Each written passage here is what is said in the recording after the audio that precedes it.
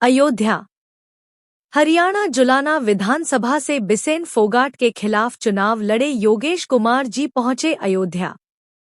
योगेश कुमार जी ने कहा कि राम मंदिर स्थापना के बाद पहली बार अयोध्या आगमन हुआ है और मैं हनुमानगढ़ी और रामलाल का दर्शन करने का सौभाग्य प्राप्त हुआ है। उसके बाद नंदिनी नगर राष्ट्रीय कथा में जाने का अवसर प्राप्त हुआ है। अपने चुनाव के बारे में चर्चा करते हुए कहा कि बहुत कम अंतर से हारे अथवा कड़ी टक्कर भी दी, पहली बार हमने चुनाव लड़ा था, जनता का प्यार और सपोर्ट खूब मिला। इनके पिता श्री नरेंद्र कुमार भी राजनीति में काफी सक्रिय है। अयोध्या स्वागत के लिए श्री राकेश कुमार दुबे प्रधान, लवकुश पांडे प्रधान, Vipin Kumar Dubey, Santosh Mishra director Takshashila coaching, Sanjay Yadav advocate, Pammi Mishra, Shailendra Mishra आदि लोग मौके पर उपस्थित हैं।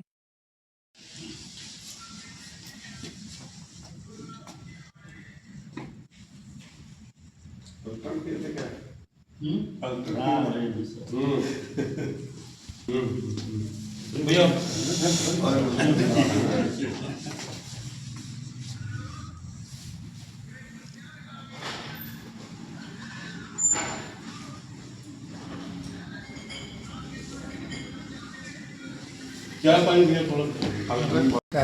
सबसे पहले तो मैं हरियाणा की तरफ से अयोध्या वासियों को हाथ जोड़ करके राम राम करता हूँ। आज अयोध्या में भगवान श्री राम के दर्शन करने का भी आप सौभाग्य मिलेगा।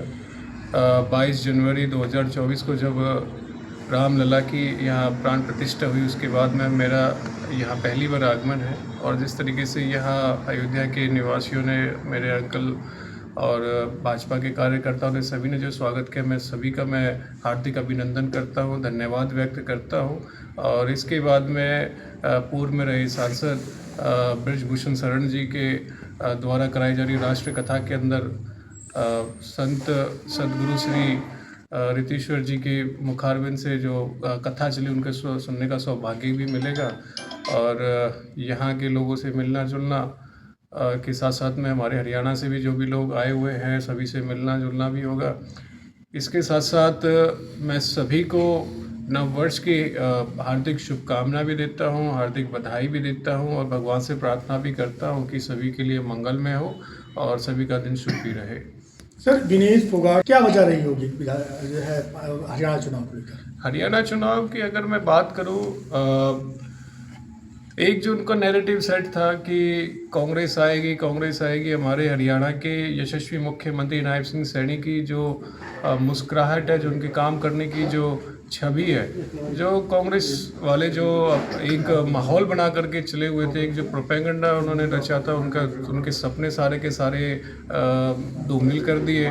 और जो उनके लोग जो सपने देख रहे थे आप मुख्यमंत्री बढ़ेंगे, उन्होंने सारी तैयारी कर दी, उनके घोड़े भी खुलवा दिए, उनका रथ भी वापस करा दिया। और जो पूरी तैयारी कर रखी थी कि इस बार मुख्यमंत्री आवास में हम लोग बैठेंगे, उनको आवास से बाहर खड़ा कर दिया।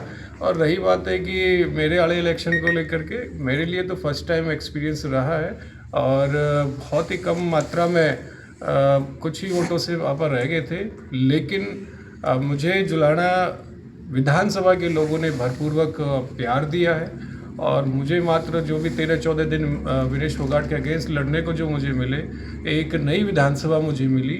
इसमें आप खुद ही अंदाज़ा लगा सकते हो कि 13 से 14 दिन के अंदर अगर मेरे जैसे एक अननोन फेस को जनता इतना प्यार दुलार दे सकती है, तो आप ये भी अंदाज़ा लगा सकते हैं कि लोगों के मन में उसके प्रति क्या प्रतिक्रिया रही होगी जब इलेक्शन का समय रहा।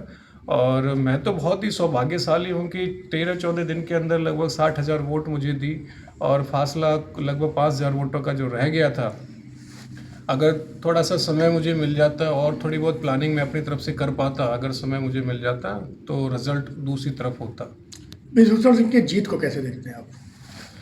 ब्रजभूषण सिंह जी वो तो अपने आप में सर्वगुण संपन्न है और जिस तरीके से उन्होंने पूरा का पूरा जो उनकी लोकसभा के क्षेत्र है, विधानसभा के क्षेत्र है, जहां उनका प्रभाव है, सारे की सारी भाजपा के कमल के फूल खिलाने का उन्होंने काम किया। और भविष्य में अगर वो इलेक्शन में भी खड़े होते हैं तो बिल्कुल उनको एक तरफा जीत मिलेगी। हरियाणा से पधारे हैं, आपको नव वर्ष की बहुत बहुत बधाई। अयोध्या आगमन पर बहुत बहुत शुभकामनाएं। और मैं कैप्टन साहब को हमारे अयोध्या की जनता की तरफ से भी बहुत बहुत बधाई, नव वर्ष की ढेर सारी शुभकामनाएं। और आप जो है, हमारी यही प्रभु से इच्छा है, भगवान श्री राम से, हनुमान जी से, कि आने वाले समय में आप हरियाणा को लीड करें, ताकि जो है हरियाणा और बेहतर भविष्य की तरफ जा सके। आप हरियाणा के युवाओं के दिलों की धड़कन है और हर आदमी आपको चाहता है। जिस तरीके से आपने 14 दिनों में चुनाव में जो परिणाम लेकर के आए हैं, बहुत ही सराहनीय है। इसके लिए हरियाणा की जनता को बहुत बहुत धन्यवाद और हमारे क्षेत्र की जनता की तरफ से भी आपको बहुत बहुत धन्यवाद। सादर आभार।